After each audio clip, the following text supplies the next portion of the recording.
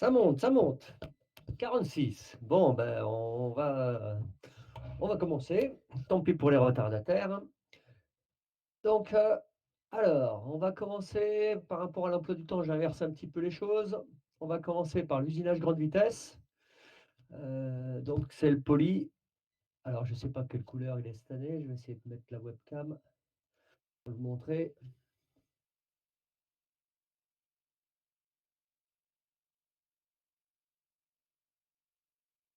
Celui-ci. OK. Alors, je ne sais pas de quelle couleur il est cette année. Si c'est le même, vous sortez ce poly. C'est bon pour tout le monde, vous l'avez?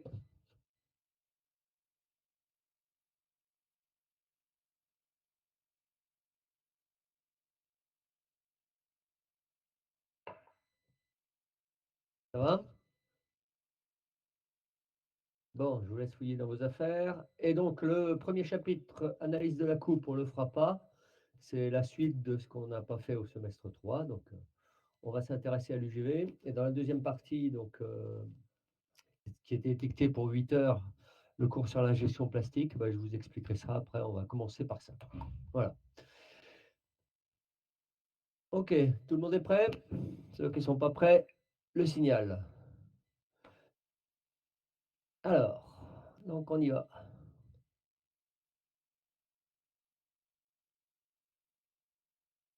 Bon, on y va, on y va.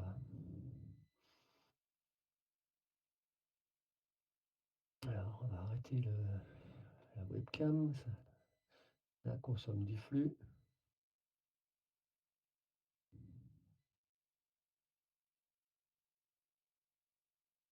Alors,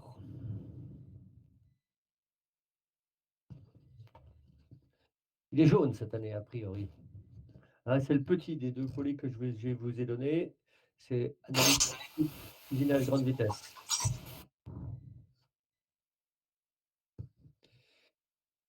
52 utilisateurs. Bon, en fin de séance, on essaiera peut-être de faire un passage sur Discord pour voir si les paramètres que j'ai modifiés, on peut y arriver. Comment il s'appelle? Il n'est pas là, là. J'ai perdu son nom. Le pro de Discord de l'année dernière. Il n'est pas là. Ah si, Méric. Méric, tu m'entends? Je vous entends, je vous entends. Ouais, j'ai essayé de passer. Normalement, j'ai changé le curseur. On doit pouvoir monter à 99 sur Discord maintenant. Ou est-ce que c'est toujours bloqué Ah, à 50? normalement, un partage est bloqué à 50, c'est plus par rapport à... C'est plus le curseur, ça marche plus ça? Le curseur, non, le curseur, c'était par rapport à... C'est seulement par rapport aux utilisateurs du vocaux, pas par rapport aux utilisateurs du partage. Ok, bah, alors on n'essayera pas. Bon, on va rester sur Discord, sur BBB, puis on verra comment ça se passe, hein, en espérant que ça marche. Ok, bon allez, c'est parti.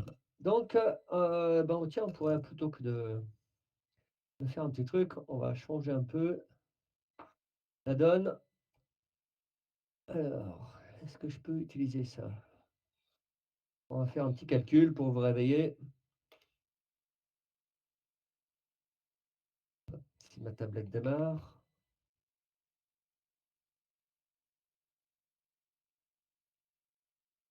Elle ne veut pas, hein.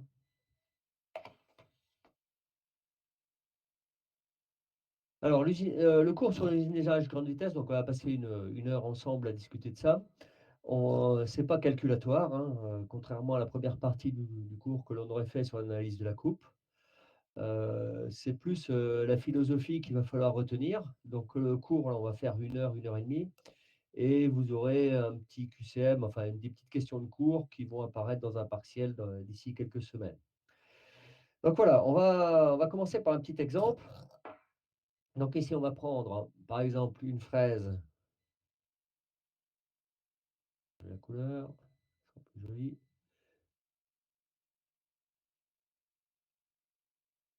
Une fraise diamètre, je ne sais pas, 125. D'accord. On va usiner de l'acier.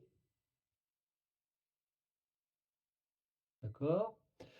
On aura, Z, le nombre de dents égale, 12, d'accord?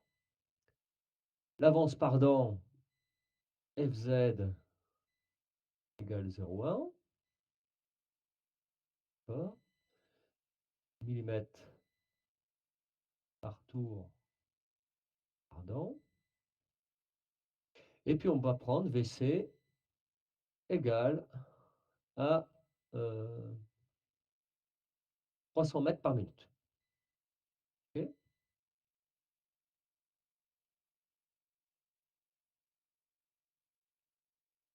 Et de l'autre côté, on va faire un autre exemple. On va prendre une fraise. Alors désolé pour l'écriture, c'est pas cool avec la tablette, hein.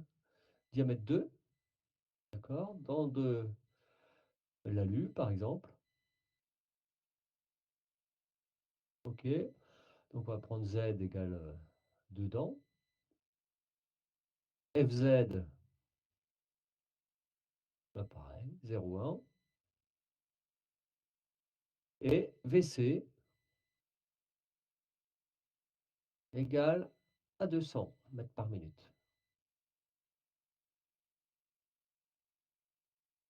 OK. Donc maintenant, je vous demande de me calculer L, la fréquence de rotation dans les 2 cas, d'accord? Et VF.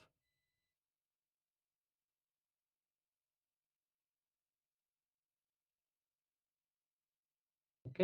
Allez, faites ça, histoire de vous réveiller. Il y a Busson qui voit pas?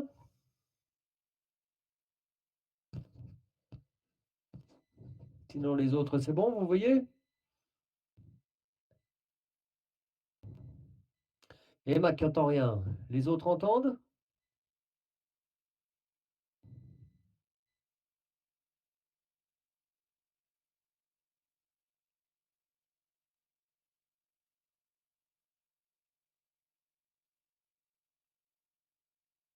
Eh, j'ai peur que BBB, ça sature déjà.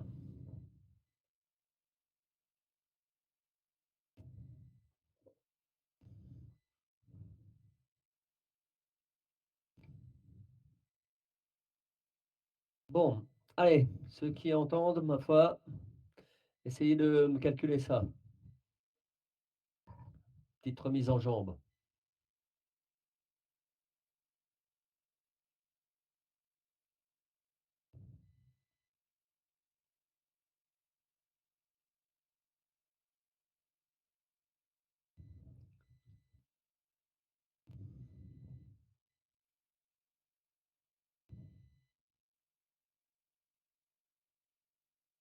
Alors, qu'est-ce que je pourrais essayer un truc, tiens? Heu,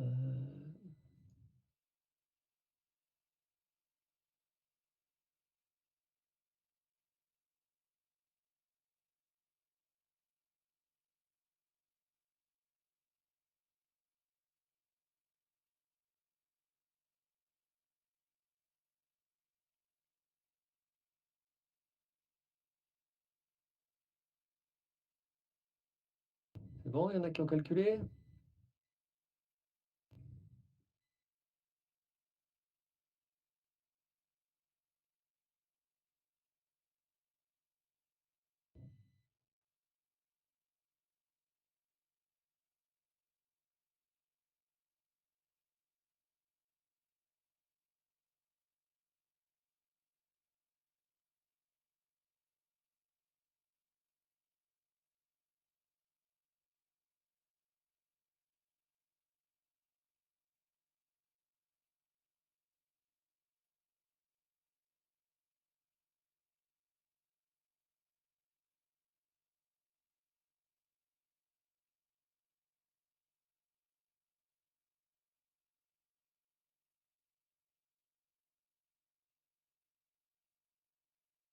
Alors, qu'est-ce que vous me dites?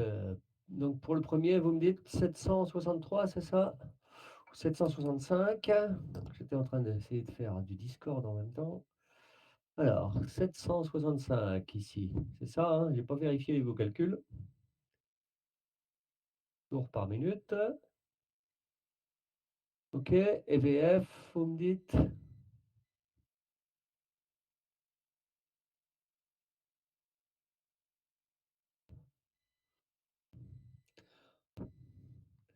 Alors ceux qui auraient des problèmes de son, essayez voir de passer sur Discord en même temps. J'essaye de projeter et de faire les 2 en même temps. Alors pourquoi je vois pas mon stream?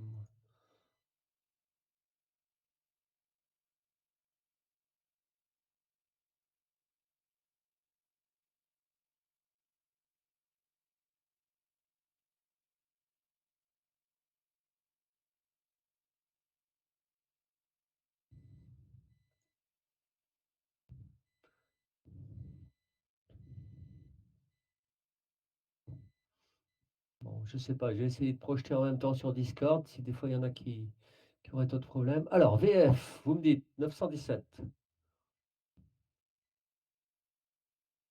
millimètres par minute. N pour dans l'autre cas,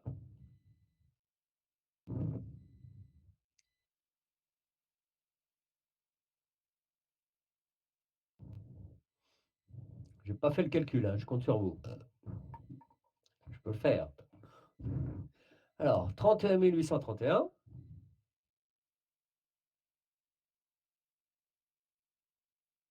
tours par minute. Et VF, eh ben, ça doit faire dans les 400, quelque chose comme ça. Ouais, 6366 millimètres par minute.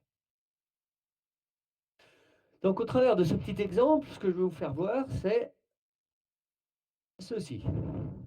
Ici, vous voyez, on trouve 765 tours par minute. Beau. Et ici, 31 000 tours par minute. D'accord? Donc, UGV, comme son nom l'indique, usinage grande vitesse, on a tendance à croire que 31 000 tours par minute, c'est de l'usinage grande vitesse. Et puis, 765 tours par minute, finalement, c'est de l'usinage qui serait conventionnel. Alors que ce n'est pas le cas. Hein, si on regarde bien le facteur à influence, c'est la vitesse de coupe, d'accord, qui est très importante.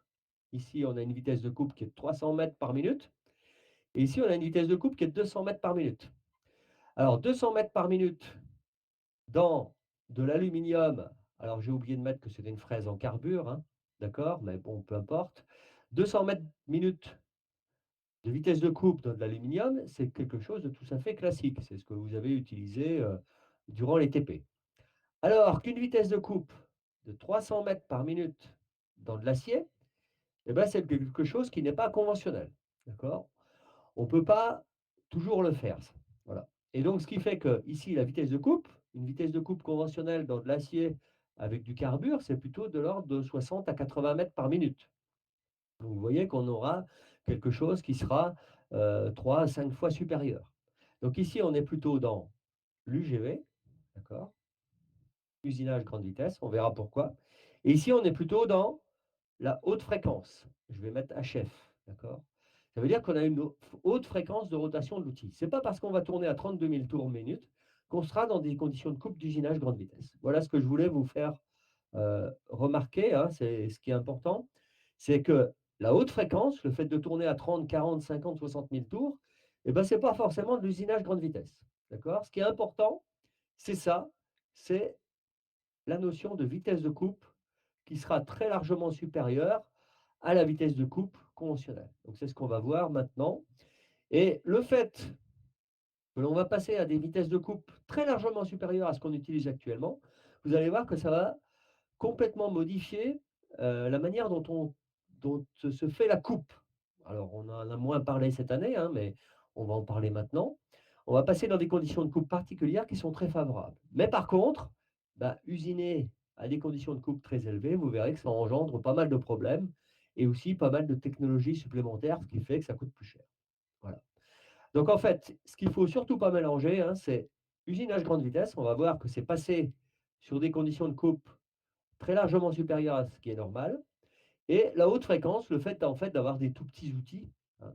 Si vous usinez avec une fraise de 0,1 mm, et bah, vous arrivez tout de suite à des fréquences de rotation de l'ordre de 100 000 tours. Voilà. Donc ce qu'il faudra bien ne pas, mélanger, c'est haute fréquence et usinage grande vitesse. Donc maintenant, on va faire un peu de théorie, enfin «théorie» entre guillemets là-dessus, mais voilà. C'est pour ça que ce petit calcul d'introduction, c'était pour vous réveiller et pour bien que vous confondiez pas usinage grande vitesse et haute fréquence. Alors, on va donc vous passer sur le PowerPoint. Alors on est, si je vous prends le PowerPoint, on va être à la page, tout ce qui concerne là, vous commencez à la page 6 là. Voilà, du poli. D'accord? On va commencer par une petite historique. OK, tout le monde est avec son poli à la bonne page? On y va. Allez, donc ici, moi j'attaque,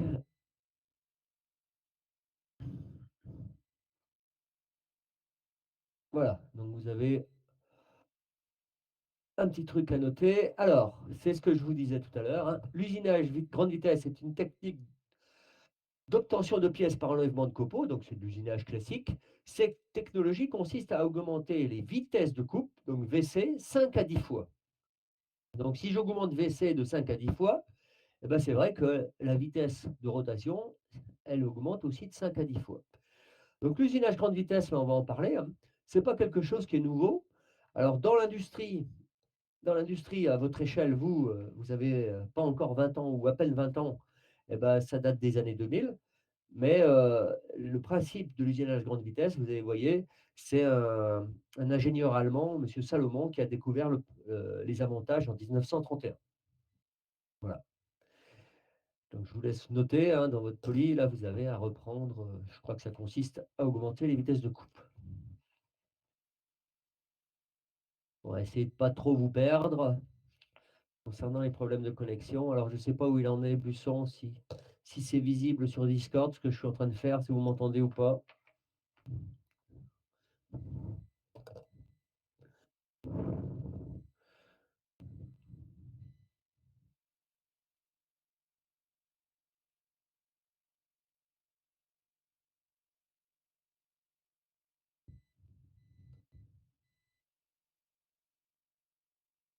C'est bon, alors donc sur BV.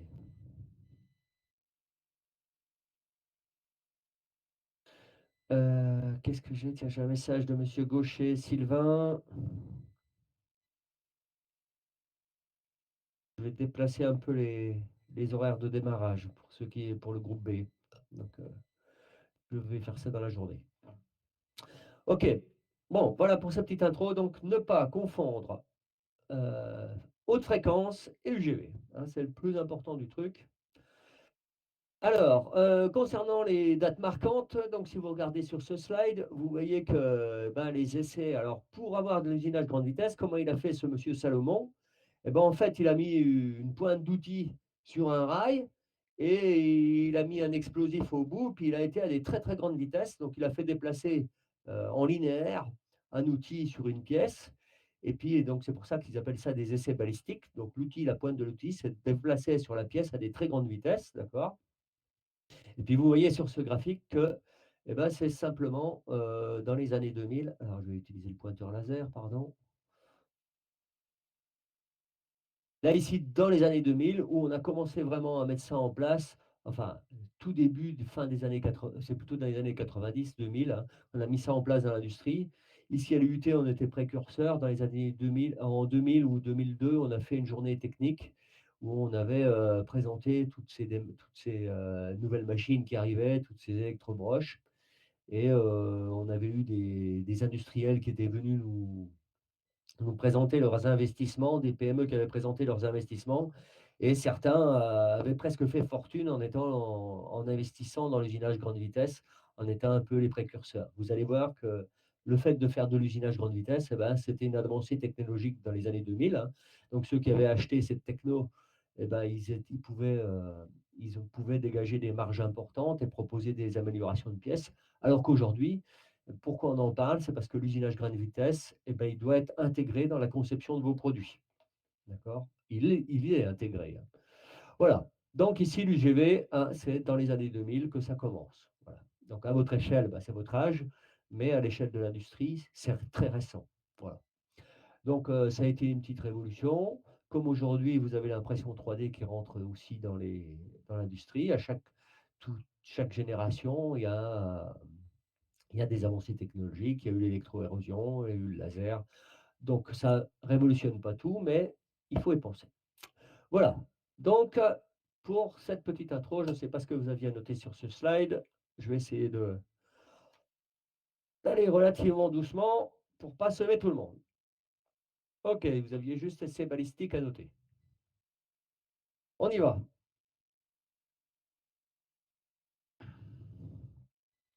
Alors, si vous regardez ce slide maintenant, il est assez intéressant. Je vais vous l'expliquer. Donc ici, on va prendre une courbe, par exemple, pour l'usiner de l'acier. D'accord?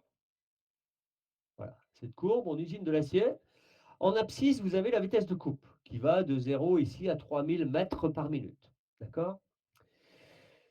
Et donc ici, on va mesurer, on va faire évoluer la vitesse de coupe et puis on va mesurer la température de l'outil. D'accord?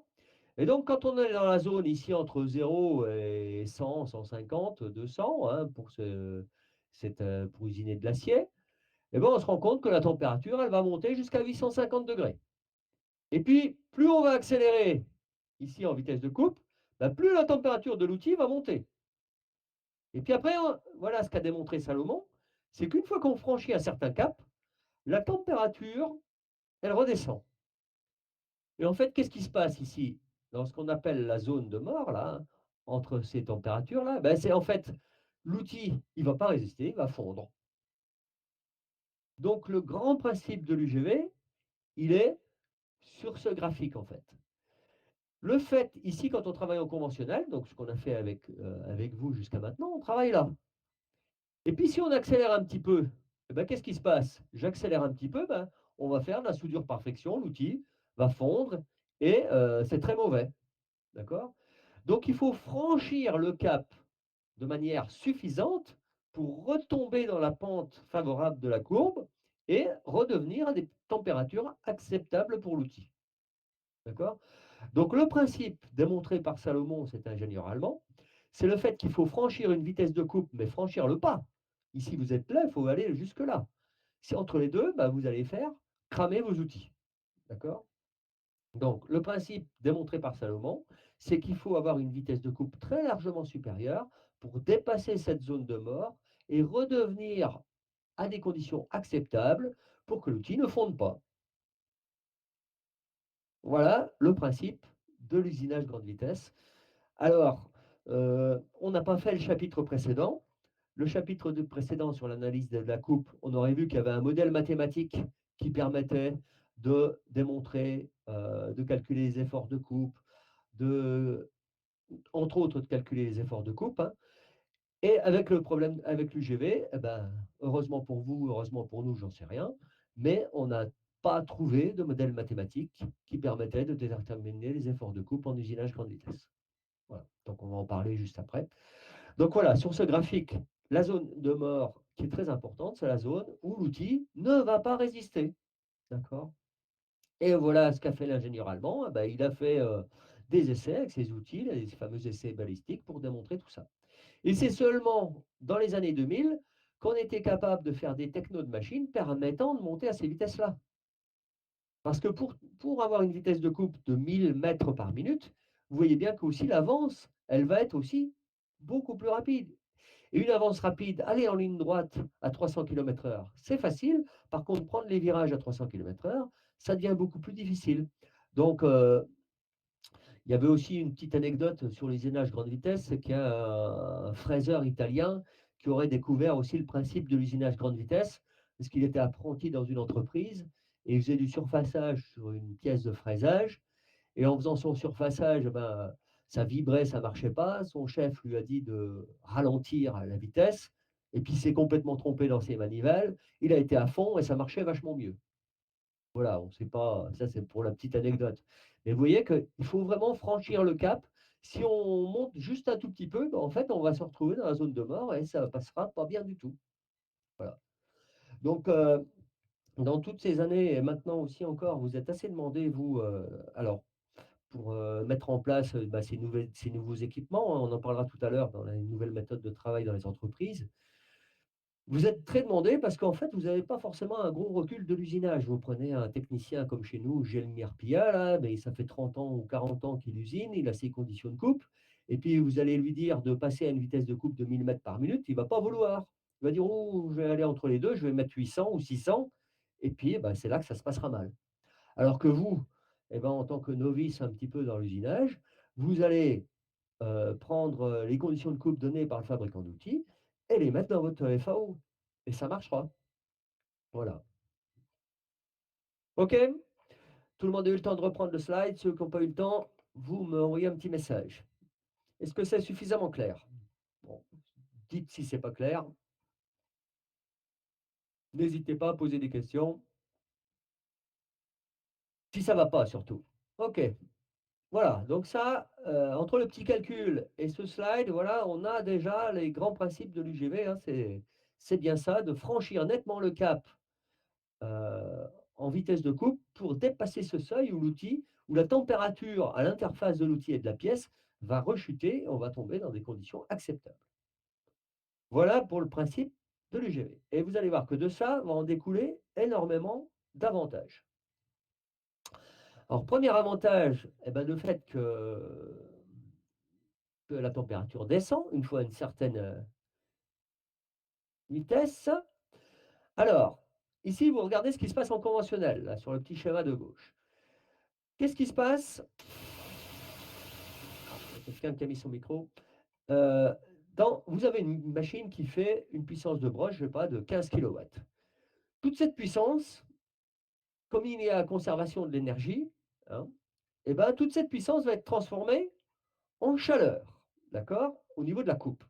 Alors bien sûr, il y en a une partie qui va partir, de la puissance électrique, il y en a une partie, qui va être perdue par le moteur, hein, mais quand on est dans la zone de coupe, qu'est-ce qui va se passer? Toute la puissance nécessaire à la broche pour couper la matière, tout va partir en chaleur et donc en conventionnel, vous en avez 20 de cette température qui va être assimilée par le copeau, 40 par l'outil et 40 par la pièce. Et vous voyez, dans le phénomène de lubrification, quand on met le lubrifiant sur les machines, et ben, c'est surtout pour refroidir et refroidir en particulier l'outil, d'accord? Donc quand on lubrifie, c'est pour refroidir l'outil. Le copeau qu'il soit chaud, on s'en fout, hein, d'accord? Alors c'est un peu gênant, vous verrez en UGV, on en parlera peut-être.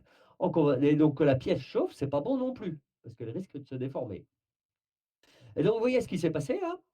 Le phénomène de l'UGV, ben, en fait, 80 de la chaleur nécessaire de la chaleur engendrée par la coupe va être éliminée par le copeau et vous en aurez plus que 10 par la pièce et l'outil.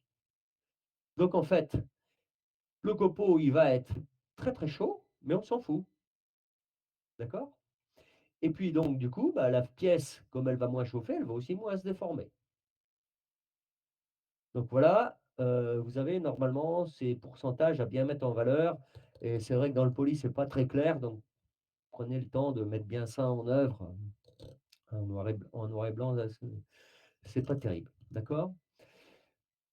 Donc, vous pouvez noter aussi que, en fait, on va pas gagner sur tous les tableaux vraiment en UGV. On va aller 10 fois plus vite, mais en général, les engagements de matière sont 10 fois moins importants. Par exemple, si on prend une passe. Enfin, pas toujours 10 fois moins important, mais au lieu de prendre des profondeurs de passe très élevées, on va prendre des profondeurs de passe plus faibles. Ce qui fait qu'on a des tout petits copeaux fragmentés et des fois, ça fait même comme des étincelles parce que comme ils récupèrent toute la chaleur, et ben, en UGV, si vous voyez des étincelles, c'est pas forcément grave. C'est le copeau qui absorbe toute la chaleur et qui va, bah, devenir tout rouge et on le voit. D'accord? Mais l'outil, lui, restera froid. Donc voilà le gros avantage. Alors, en UGV, bah, le problème du lubrifiant, c'est quand vous tournez à 100 000 tours par minute, essayez d'envoyer un petit jet de lubrifiant sur un outil qui tourne à 100 000 tours par minute. Le lubrifiant n'est pas arrivé au niveau de la zone de coupe, qu'il est déjà reparti. D'accord? Donc, quand on lubrifie en UGV, c'est plus pour refroidir les copeaux, éviter qu'ils brûlent tous les joints des machines en tombant sur les joints, des tabliers, des des tables des machines. Voilà. Donc le copeau est souvent très court, on prend des engagements en matière, on va beaucoup plus vite en vitesse d'avance et en vitesse de coupe, mais souvent, on est quand même obligé de réduire un petit peu au niveau des profondeurs de passe. Ce qui fait qu'on a des copeaux fragmentés, courts, d'accord, dans lesquels la chaleur y est concentrée. Et on parle d'un phénomène de cisaillement adiabatique instable. Alors, qu'est-ce que ça veut dire adiabatique? Ça veut dire pas d'échange avec l'extérieur. D'accord? Donc, en fait, euh, voilà, pas d'échange avec le copeau va se faire et il n'y aura pas d'échange de chaleur avec la pièce ni avec l'outil. Adiabatique, c'est pas d'échange avec l'extérieur. Et instable, je ne sais pas vraiment pourquoi. D'accord? Voilà. Donc voilà, si vous avez eu le temps de tout noter, je passe au slide suivant. D'accord? Donc ce slide aussi est important, hein. Ça découle de ce qu'on a vu de tout à l'heure, de la fameuse zone de mort. Et donc quand on franchit ce cap, et ben voilà ce qui a été démontré, c'est qu'en fait, toute la chaleur de la coupe est absorbée par le copeau et plus par la pièce, ni par l'outil. Et parce que l'outil, une fois arrivé à une certaine température, il fond et il coupe beaucoup moins bien quand il est proche de la température de fusion. OK, n'hésitez pas à intervenir, hein, même si on est à distance, on va essayer d'être le plus, vivant possible. Bon, ça reste du court. OK. Ah, mais c'est pas ce que je voulais faire. Bon.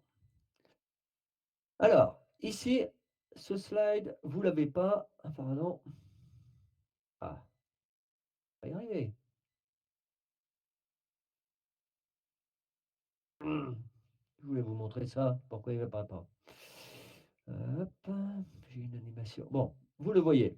Alors je vous montre aussi ce principe, vous l'avez pas dans votre poly, mais, heu, quand on va aller très vite, et ben, la chaleur ici, produite par la coupe, elle n'a pas le temps de se promener à travers de la pièce par conduction.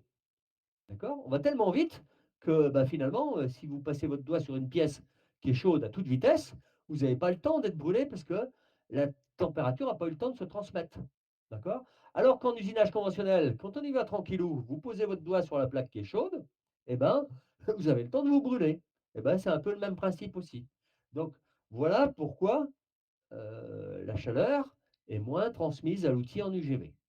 Un des phénomènes qui s'explique, d'accord? Vous l'avez pas, je vous demande pas de prendre des notes. Donc ici, ce qui a été remarqué, là, on a pris des sur ce slide là maintenant, que vous avez.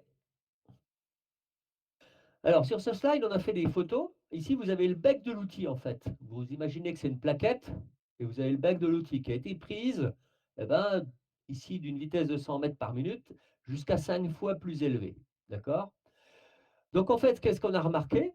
Ici, avec une caméra thermique, eh ben, plus moins on va vite finalement, moins la température a l'air d'être élevée. Alors que vous voyez qu'il y a un point chaud qui se forme quand on a une vitesse de 500 mètres par minute.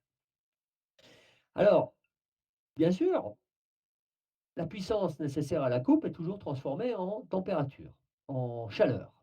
Cette chaleur, comme elle part plus dans la pièce, comme elle part plus dans l'outil, elle part dans un copeau qui en plus est plus petit. Donc ce copeau, bah, il va être plus chaud qu'en usinage conventionnel. Ce qui fait que, eh ben voilà, ça forme un point plus chaud. Et donc ça aussi, c'est presque un avantage, parce qu'en fait, le copeau, il va être quasiment en fusion. Et donc, la matière au niveau de la zone de coupe sera quasiment en fusion. Ce qui fait que on aura beaucoup moins d'efforts à fournir, hein. La matière sera fondue au niveau de la zone de coupe, sans qu'il y ait d'échange de chaleur ni avec l'outil ni avec la pièce. Donc du coup, les efforts pour couper la matière seront beaucoup moins importants. Et ça, c'est aussi un des énormes avantages de l'usinage grande vitesse. Donc le fait que la chaleur parte dans le copeau, bien sûr, c'est intéressant, mais tout ça, c'est des là, ici, vous avez des photos donc qui prouvent cette formation de point chaud, hein, mais c'est ce qui justifierait le fait qu'on ait quasiment plus d'efforts de coupe en usinage grande vitesse. D'accord? Donc en usinage conventionnel, hein, quand vous coupez la matière, il y a des efforts de coupe. Alors, on ne l'a pas fait cette année, on calculait la puissance nécessaire à la broche et tout ça. Mais pour enlever la même section de copeaux, vous avez beaucoup moins d'efforts à fournir avec un outil dans les conditions d'usinage grande vitesse, c'est-à-dire avec une vitesse de coupe plus élevé puisque, en gros, la matière, eh ben, elle a peur, elle est fondue, elle se barre avant que de l'outil arrive presque, entre guillemets, d'accord? Voilà, donc vous avez un point chaud qui se forme à l'interface de coupe, d'accord? La chaleur n'a pas le temps de se transmettre ni à l'outil ni à la pièce, ça va tellement vite, d'accord? Voilà, donc du coup, plus de la pièce n'est l'outil ne fond plus, la pièce n'est pas chaude non plus, donc elle se déforme moins. En plus, il y a quasiment plus de notion d'effort de coupe. Alors avec vous, on ne le faisait pas beaucoup, mais moi quand j'étais étudiant, eh ben, la première chose qu'on apprenait toujours, c'était l'épaisseur, minimum à couper.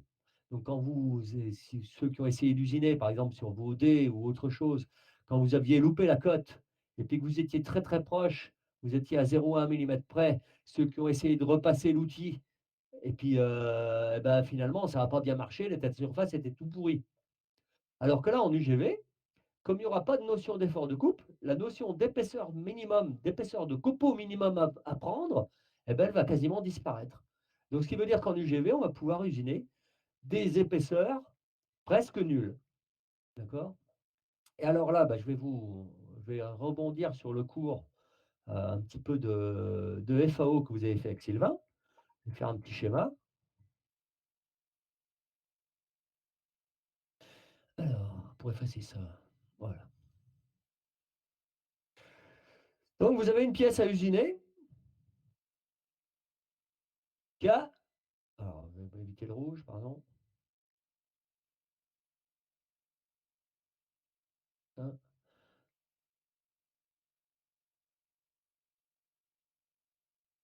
Alors, on a une pièce à usiner, une surface complexe. D'accord? Vous avez une pièce qui est comme ça. Qu'est-ce qu'on prend comme outil pour usiner une pièce comme ça? Eh ben, on va prendre une fraise hémisphérique. D'accord?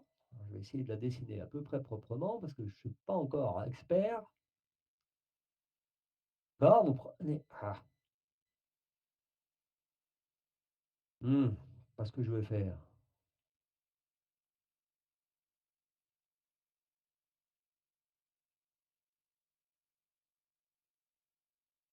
Bon, elle n'est pas belle, ma fraise.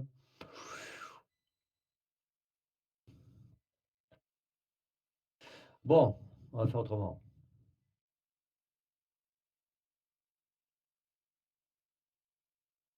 Alors, comment on faisait pour tourner ça?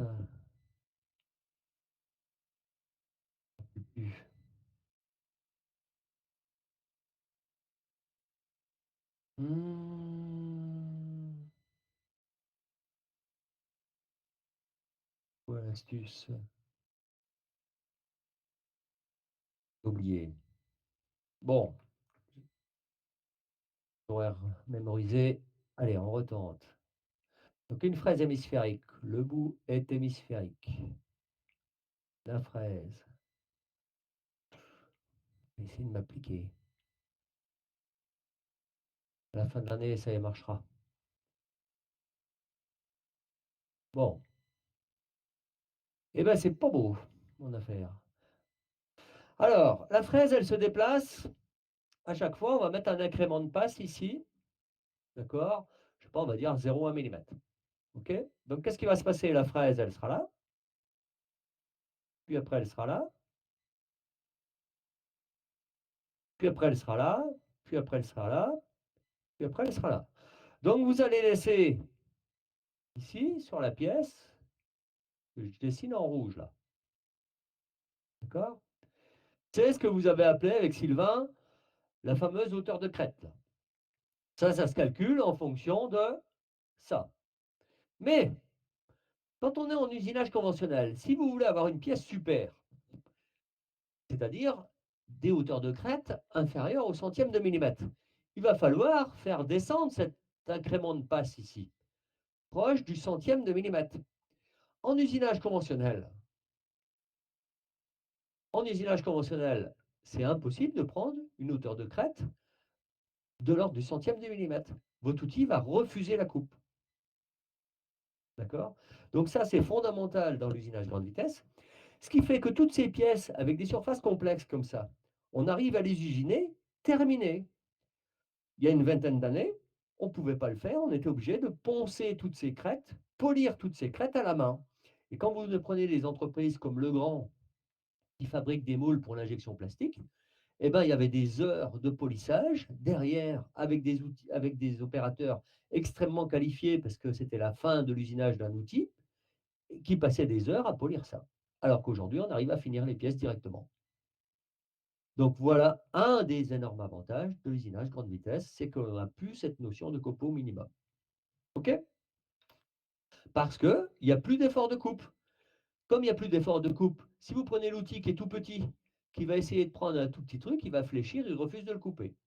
Essayez de couper une tranche de saucisson d'épaisseur 0,01 mm, vous allez voir que c'est pas facile. Alors qu'en théorie, en usinage grande vitesse, si on y va à toute vitesse, on est capable de le faire. Voilà un des avantages, alors on va les voir un petit peu tous, hein, de l'usinage grande vitesse. OK?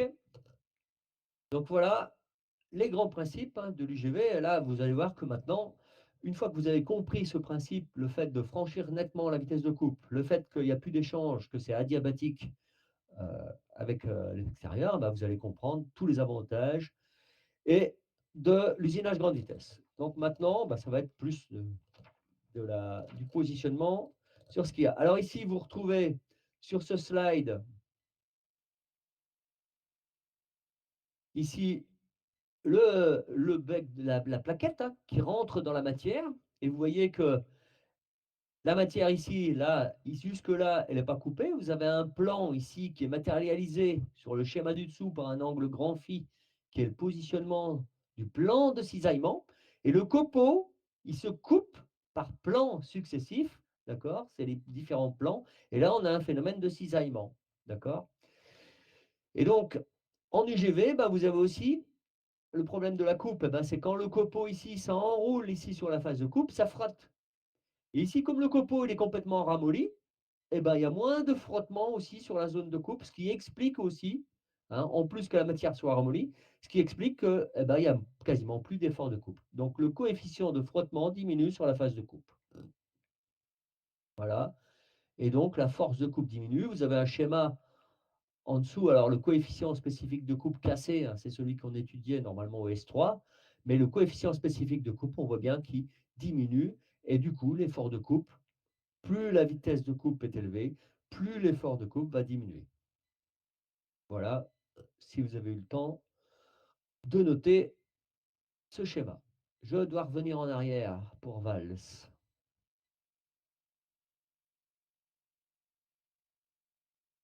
Qu'est-ce qu'il te fallait, mon petit? Vous aviez pas grand-chose à noter.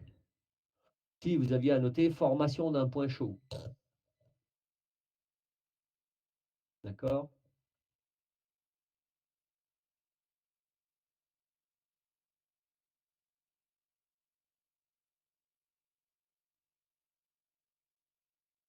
T'as pas la photo? Quelle photo?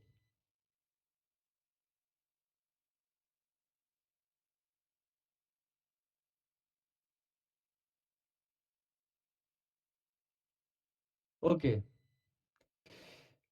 ça marche. Alors ici, oui, l'histoire de prendre des photos, faites gaffe parce que c'est bien de prendre des photos, mais vous n'aurez pas toujours le temps de tout reprendre, hein. Je préfère qu'on prenne des fois 30 secondes de plus. Là, vous allez arriver sur une période où il va y avoir beaucoup de cours à distanciel, donc ne vous laissez pas déborder. Il vaut mieux que le prof fasse une pause, qu'on en fasse un petit peu moins vite, un petit peu moins, mais bien fait, plutôt que de faire tout le cours mal, hein. D'accord? Donc, on arrive comment? On a bientôt les 58 utilisateurs. Il y en a 58 utilisateurs, il y en a qui sont arrivés en retard, donc vous arrivez en retard, faut faire gaffe aussi. Donc sur ce slide que vous avez là, dont vous n'avez pas la photo dans votre poly, c'est dommage. Ici, vous pouvez voir sur ce slide, donc comme on n'a plus d'effort de coupe,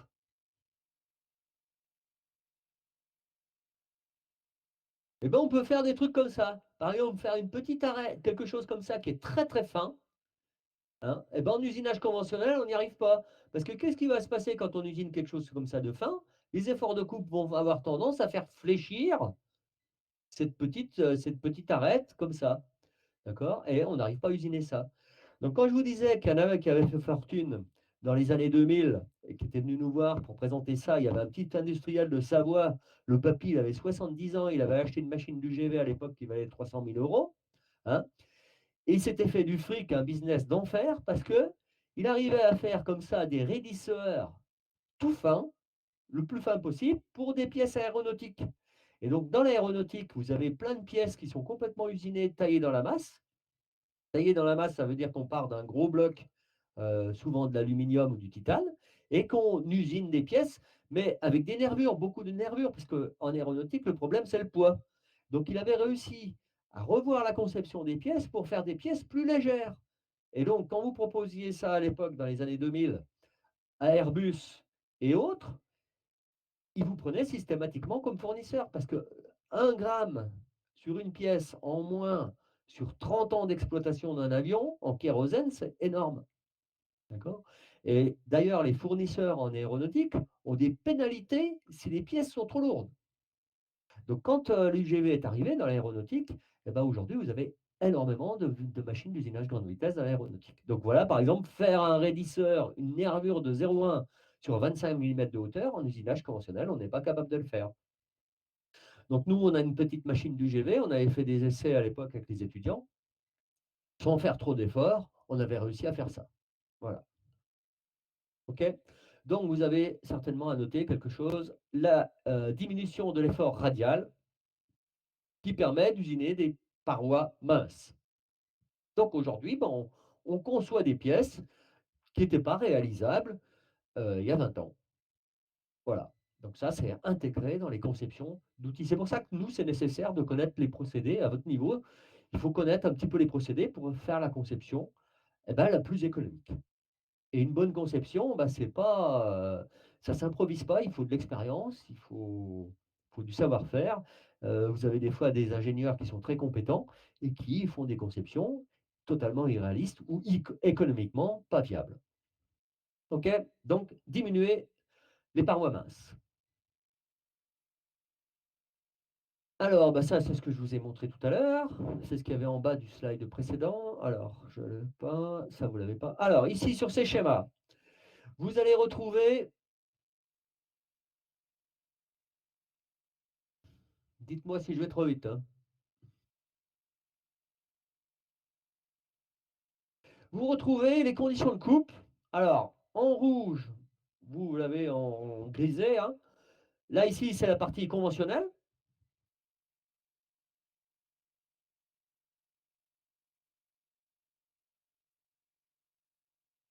Là, c'est le conventionnel.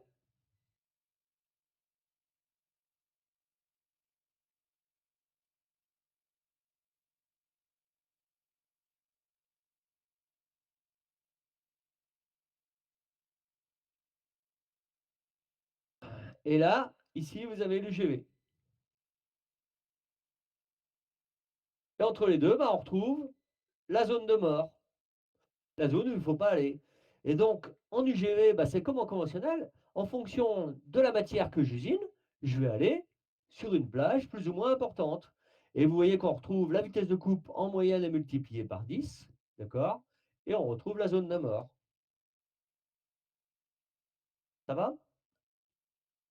Voilà, donc on va retrouver les conditions de coupe qui sont toujours en fonction du matériau que j'usine et ce sera aussi fonction de l'opération, si je fais de l'ébauche ou de la finition. On n'a rien, on réinvente rien, en fait, on n'a pas une des conditions de coupe qui marche partout, tout le temps. On aura toujours des conditions de coupe adaptées à la matière et à l'opération que je vais faire. Voilà. Sauf qu'on va beaucoup plus vite. Sur le deuxième, ça doit être, eh ben justement ici, sur le deuxième slide, le slide qui suit, euh, vous retrouvez les, pour de fraisage, de l'ébauche, du finition, du tournage, de perçage, de rectification, on retrouve l'usinage ici à gauche conventionnel, l'UGV, et puis au milieu, la zone de mort. Une toute petite remarque concernant l'usinage grande vitesse en tournage, hein. Alors l'usinage grande vitesse en tournage, c'est beaucoup plus chiant qu'en fraisage, parce qu'en fait, le mouvement de coupe est donné par la pièce en tournage et par l'outil en fraisage. Donc l'outil en fraisage, bon, c'est souvent des petits outils quand même, hein, qu'on utilise en UGV plus que des gros outils, d'accord?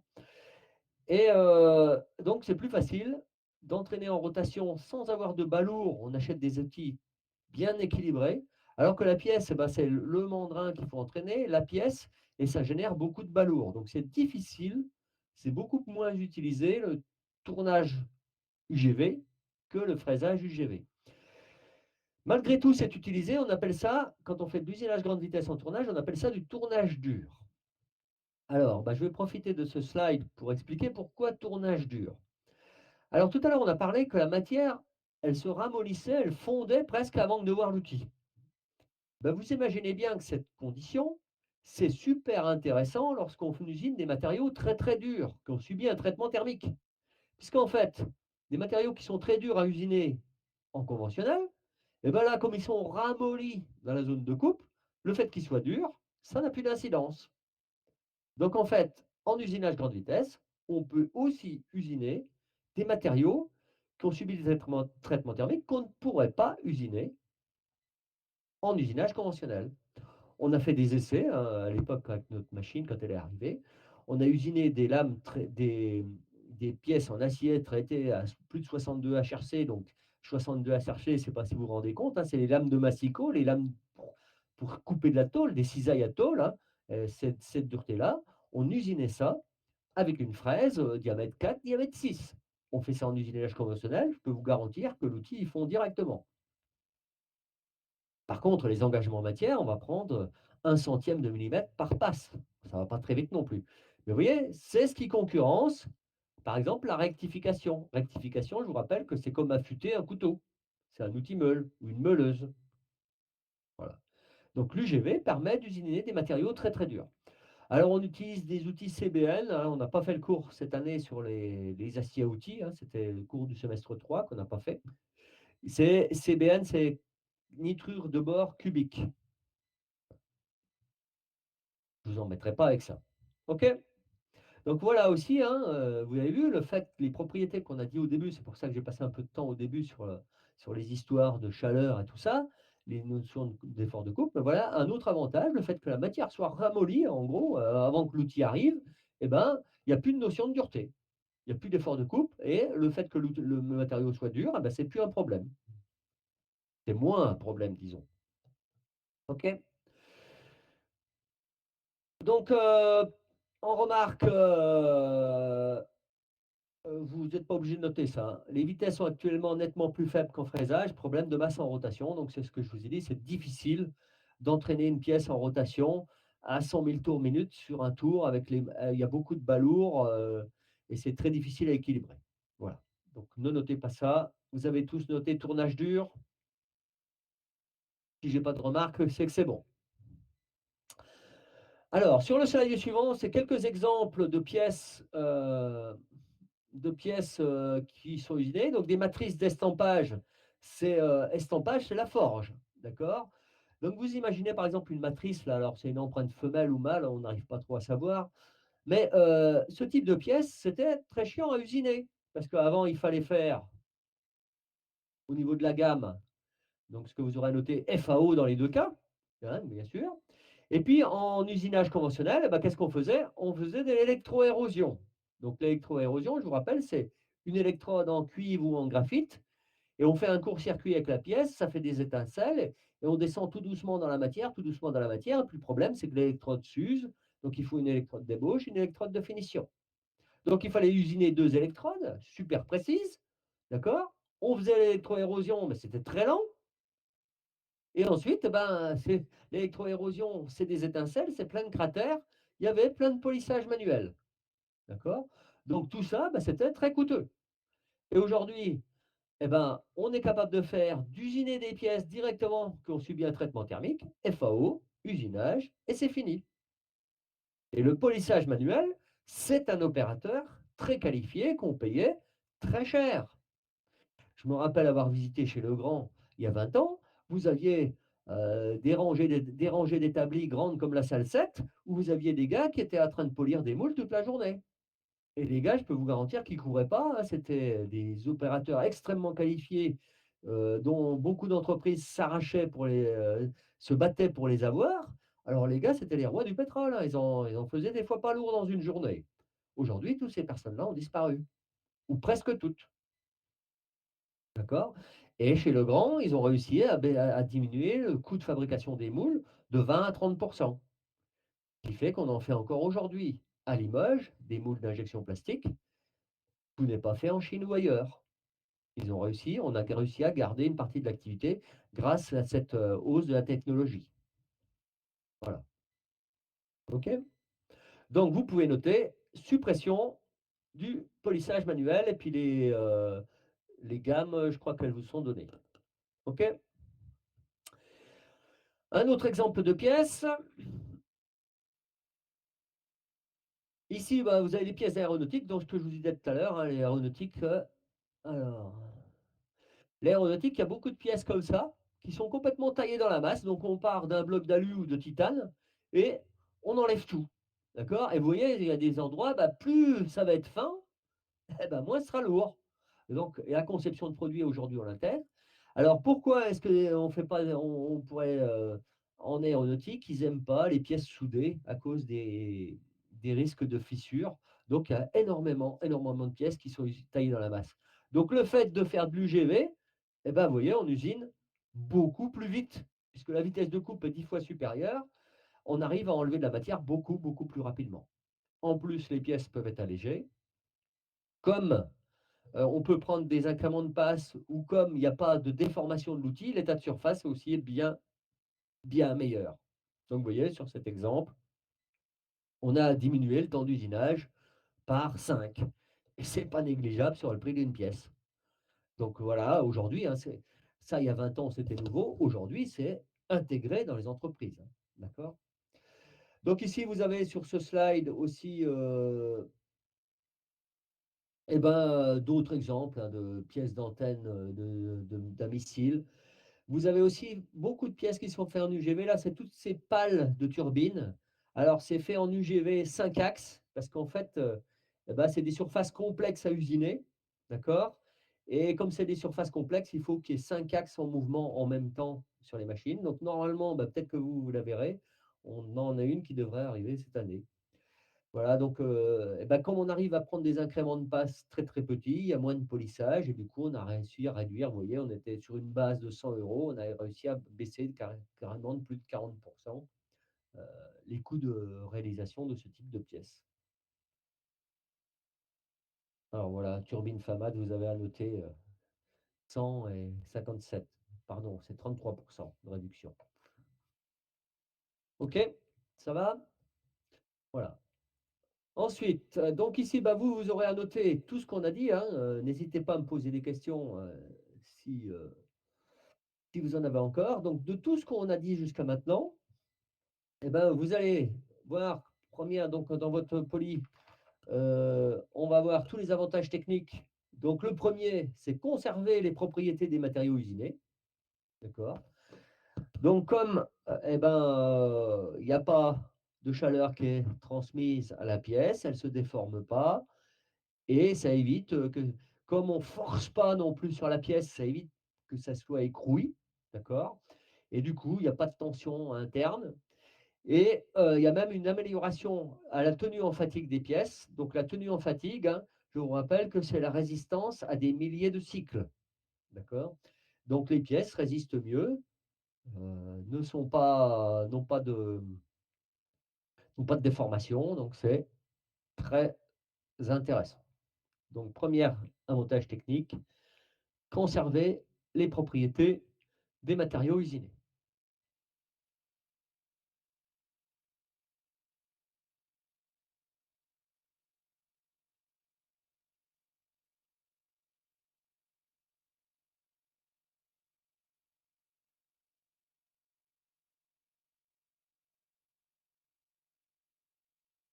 Deuxième avantage technique,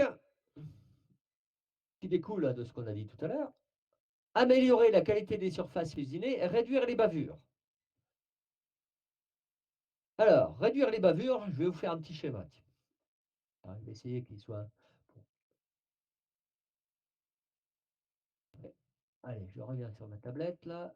Faut que je me progresse en dessin, donc je vais m'entraîner. Donc ici, on va usiner une pièce,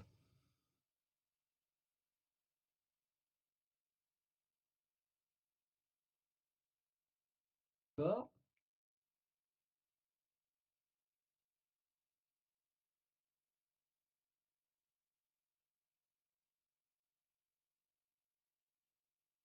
Je prends une fraise de taille, cette fois. Elle est plus facile à dessiner, on m'en sort mieux. OK?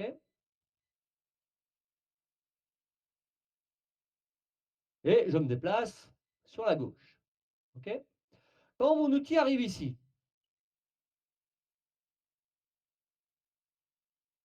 en usinage conventionnel, qu'est-ce qui va se passer? Il va y avoir des efforts de coupe qui vont faire que le bout de matière là, noir, que je mets en rouge, eh ben, il va venir, hop, hein, on va forcer sur le côté là, et hop, il va se courber en bas, ce qui génère une bavure. Et une bavure, eh ben ça coûte cher. Parce que, à part des pièces peu précises qu'on peut mettre dans une sorte de tambour de machine à laver avec des galets, puis les bavures sont enlevées automatiquement, mais les pièces qui sont précises, qu'est-ce qu'on doit faire? Eh ben, un opérateur doit à la main, avec une lime, enlever ces bavures.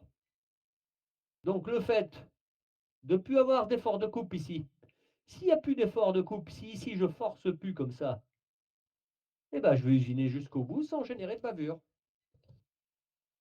Voilà un des autres avantages de l'usinage grande vitesse qu'on a vu ensemble. D'accord? Donc ici, voilà pourquoi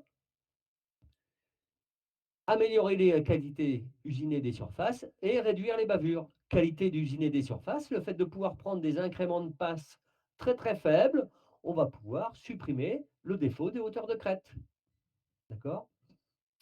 C'est noté aussi, vous voyez dans les avantages, réduction des flexions d'outils, donc forcément c'est bien. Amélioration de la durée de vie, bah bien sûr, comme ils seront moins sollicités les outils, ils vont durer plus longtemps.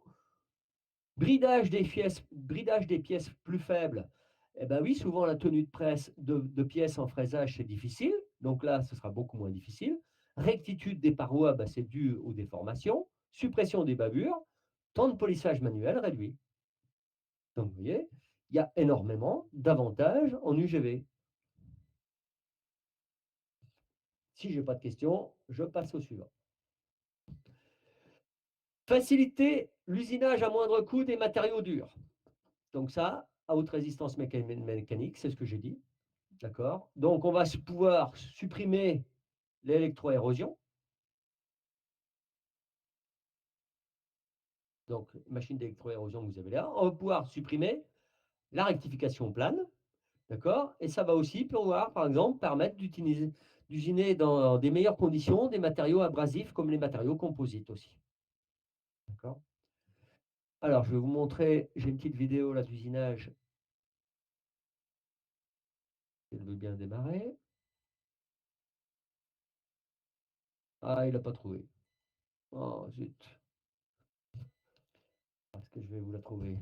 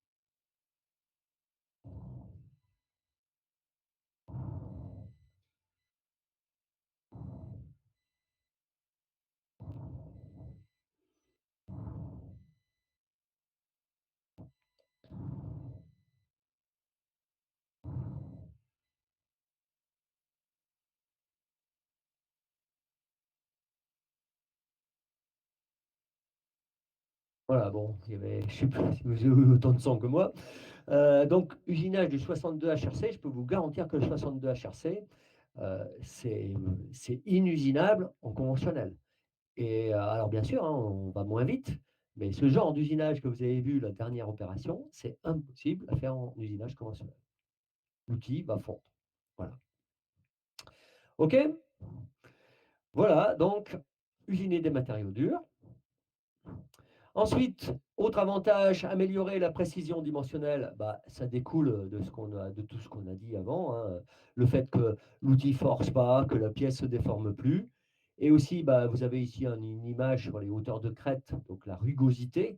Et ben effectivement, plus on va prendre des incréments petits, mieux ce sera. D'accord? Moins d'efforts sur la pièce. Tout ça fait que les pièces, normalement en usinage grande vitesse, sont plus précises, peuvent être plus précises qu'en usinage conventionnel. Donc, vous avez juste à noter les titres. Donc, amélioration de la précision dimensionnelle. On continue. Réaliser des formes quasi impossibles en usinage conventionnel. Eh bien, vous avez des exemples ici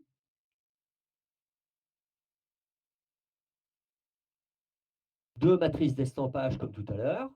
Donc ça, bah, c'est pas facile à faire si il faut le faire en électroérosion.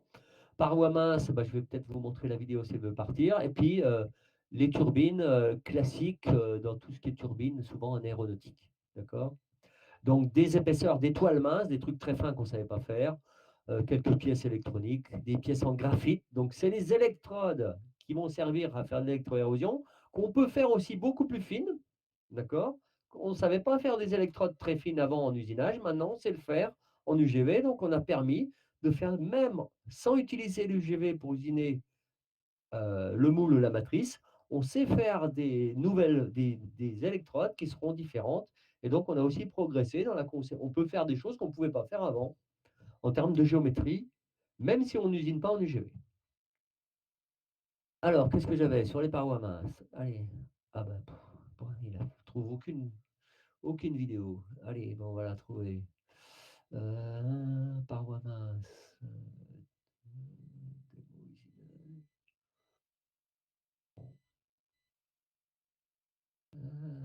Parois minces.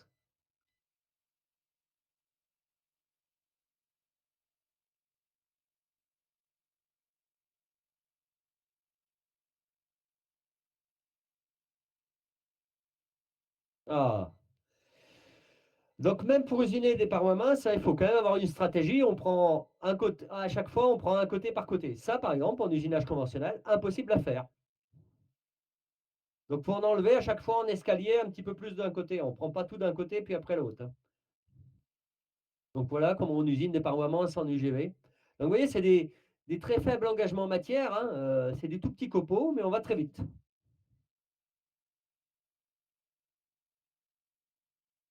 Ça, essayer de faire ça en usinage conventionnel, impossible. Voilà. Donc, usinage de parois minces.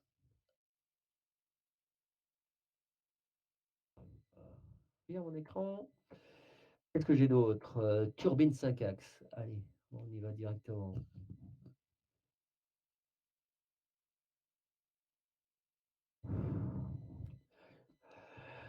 Alors là, il n'y a rien d'impressionnant, hein, mais en 5 axes, souvent, bah, vous voyez que c'est les risques de collision qui sont importants. Et puis là, bah, on usine la turbine. Donc ça, c'est les petites turbines même que vous avez dans les petits ventilos dans les avions, hein. Ce n'est pas des turbines forcément de moteur, hein. Et ben ça, on est obligé de combiner 5 axes. Et bah, pour avoir un état de surface correct, eh ben, il faut prendre des tout petits incréments de passe, qui est uniquement possible en UGV, parce que vous combinez les parois minces plus les problèmes d'épaisseur minimum à usiner. Donc voilà, bah, depuis l'arrivée de l'UGV, on arrive à faire des trucs plus fins, moins lourds, donc c'est mieux. Voilà, voilà.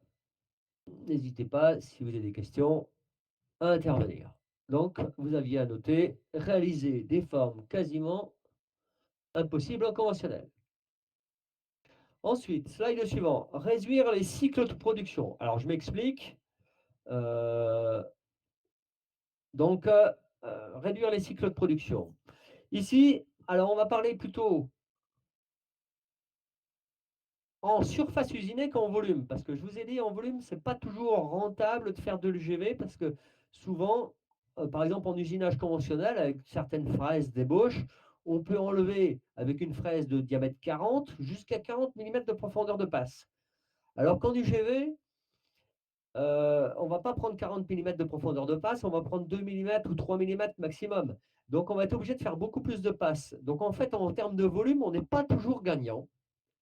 Des fois, c'est plus intéressant de faire des ébauches en conventionnel parce que les machines sont moins chères et on va presque aussi vite.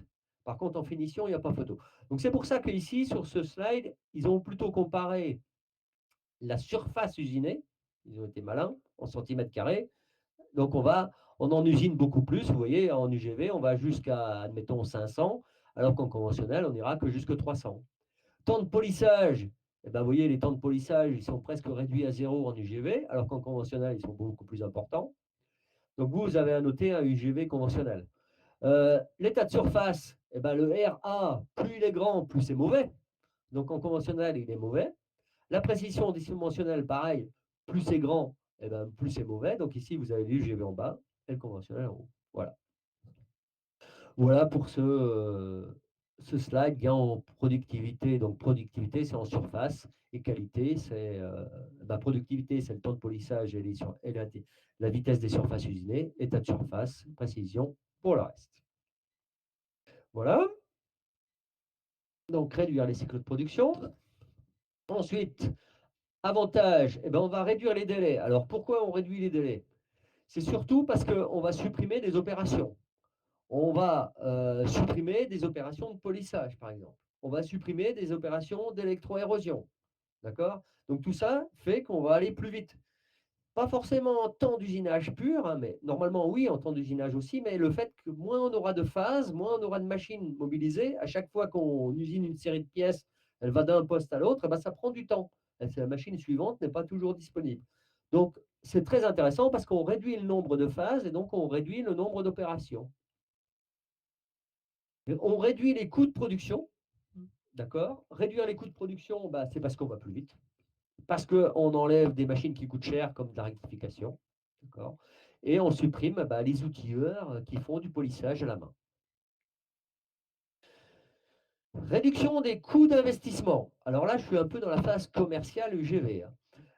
Je changerai de casquette dans quelques minutes. Réduction des coûts d'investissement, eh ben oui, parce que en théorie, on n'a pas besoin d'avoir une machine d'électroérosion, on n'a pas besoin d'avoir des machines de finition, des machines pour ébasurer. On n'a qu'une seule machine d'UGV, puis ça sort, c'est fini. Voilà.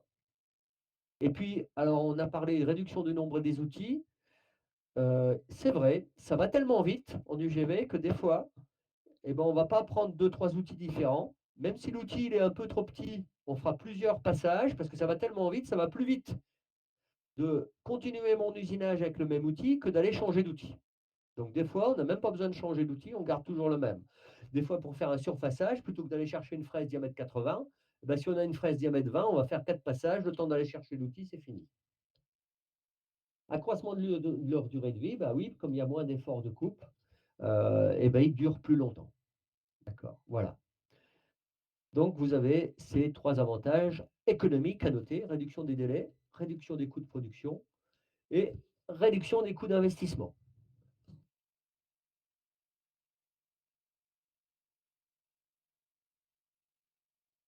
Ensuite, avantage économique, flexibilité de la capacité de production. Alors, ben allez, je vous montre la vidéo. Bien sûr, elle ne marche pas. Donc, je vais aller la chercher. Alors elle est où celle-là?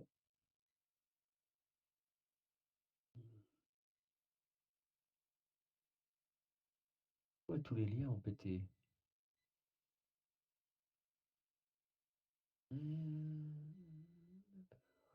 C'est celle-là.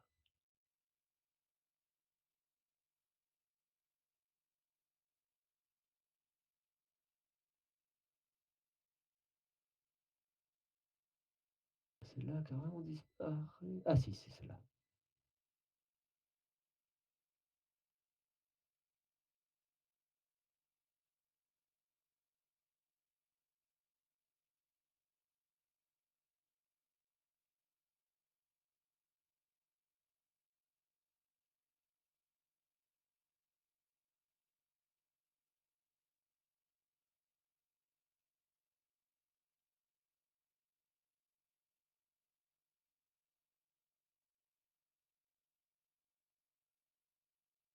Ah oui, à la vitesse à laquelle on perce un trou.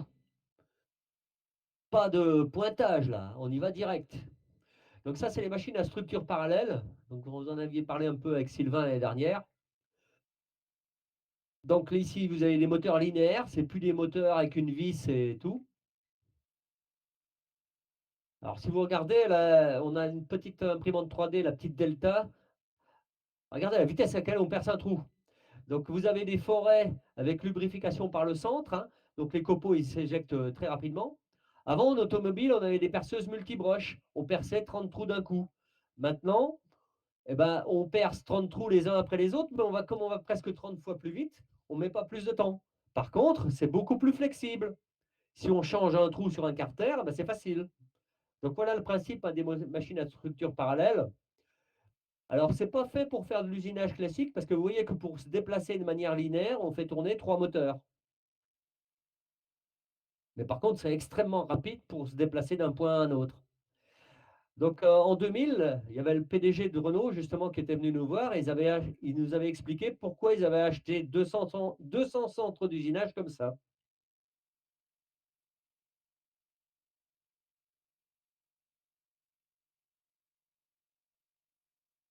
Allez, c'est bon.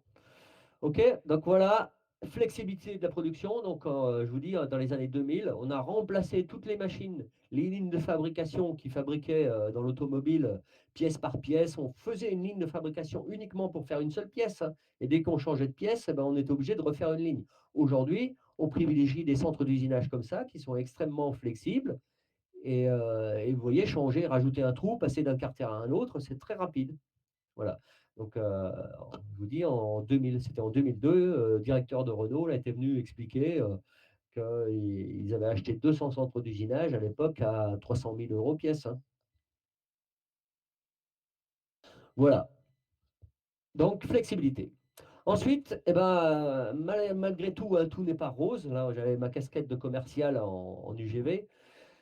Ça coûte très cher, les machines d'UGV. Pour faire tourner une broche à 60 000 tours, eh ben, c'est des broches spéciales, c'est des électrobroches. Il faut qu'elles soient refroidies en permanence. Donc, les outils coûtent beaucoup plus cher parce qu'il faut qu'ils soient super bien équilibrés. Les attachements classiques qu'on utilise avec les systèmes à pince et tout ça, c'est beaucoup, beaucoup plus cher. Donc, et puis faire avancer une machine en ligne droite à, à très grande vitesse, c'est facile, mais dès qu'il faut prendre des virages pour suivre des surfaces complexes, eh ben, il faut que le directeur de commande numérique suive, les mouvements des machines suivent, il ne faut pas qu'il y ait trop d'inertie, il ne faut pas que ça chauffe, il ne faut pas que ça se dilate. Donc tout ça fait qu'on est sur des machines haut de gamme, c'est des Formule 1 et ça coûte plus cher. Voilà. Donc on n'achète pas de l'UGV pour juste se faire plaisir. Donc investissement lourd, remise en cause des techniques d'usinage. Oui, c'est ce que je vous disais au début du cours. Quand vous avez un technicien qui est en place depuis 30 ans, c'est pas facile de lui faire changer radicalement sa méthode de travail, changer ses conditions de coupe, les outils différents, les stratégies d'usinage différentes. Tout ça fait que on embauche souvent des jeunes pour mettre en place ces nouveaux équipements dans les entreprises. Donc investissement lourd, remise en cause des techniques d'usinage. Temps de mise au point. Eh oui, on peut pas, vous avez vu la vitesse à laquelle ça travaille, on ne peut pas se permettre d'avoir une collision avec ce type d'équipement. Donc il faut passer énormément de temps en FAO, vérifier, simuler. Donc là, je vous ai mis des logiciels de simulation qui existent, hein, Vericut, NC Simul. Tout ça, c'est utilisé aujourd'hui dans l'industrie. Et on passe beaucoup de temps parce que quand une machine de GV arrive en rapide dans la matière, on n'a pas le temps de réagir sur l'arrêt d'urgence. On n'a pas le temps. Et quand vous avez emplafonné, eh ben, réparer une électrobroche, c'est 30 000 euros. Donc ça coûte très cher. Nous, nos machines, elles sont relativement robustes. La roue chaude, quand vous aplafonnez, c'est un rouleau conique, ça va coûter 30 euros. On peut le démonter nous-mêmes. Alors qu'une électrobroche, il faut que ce soit démonté en salle blanche parce qu'à l'intérieur, il y a des codeurs et tout un tas de choses la moindre poussière va faire que ça ne marche plus, quoi. Voilà. Et puis, c'est des paliers fluides, c'est des roulements à 60 000 tours, ils ne résistent plus. Donc, tout ça fait qu'on vérifie 2 fois avant de commencer. Alors maintenant, bah, c'est en FAO, hein, les entreprises commencent à avoir l'habitude, hein, mais c'est ce que voilà, on prend, il faut maîtriser toute cette chaîne numérique, hein, qui est un petit peu plus compliquée qu'avant. D'accord? Donc c'est difficile aujourd'hui pour les entreprises de trouver des personnes qui maîtrisent un petit peu tout ça. Temps de mise au point et on va s'arrêter là. Le reste, je pense que ça suffira pour aujourd'hui. De toute façon, ça suffira même pour le cours du GV, sauf si vous avez est-ce que vous avez des questions? La suite du poli, on la fera pas, hein. Tous les ans, historiquement, je bavarde trop, même à distance, donc on n'a pas le temps de tout faire. Le principal pour nous était de bien comprendre ce phénomène de l'UGV, ses avantages et ses inconvénients. Vous avez vu qu'il n'y a pas de calcul à faire, hein. Il faut bien avoir compris ça. Si vous avez bien compris le principe, de formation du copeau, de principe de transmission de chaleur et autres, eh ben, ce sera plus facile à réviser, avantages, inconvénients, parce que vous aurez un petit questionnaire de cours sur cette partie-là, qui vous sera donné. Voilà. Est-ce que vous avez des questions sur cette partie, sur ce cours sur l'usinage grande vitesse? N'hésitez pas.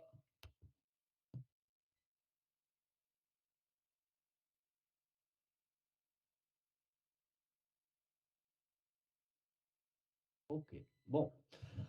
Alors, ce que je peux vous proposer, le cours, donc ici, j'avais prévu de faire 2 heures de cours, mais comme je supprime un chapitre, vous passerez, vous, un peu plus de temps sur, l'injection plastique. Alors on va se faire une petite pause là, je sais pas, on va se dire 10 minutes de pause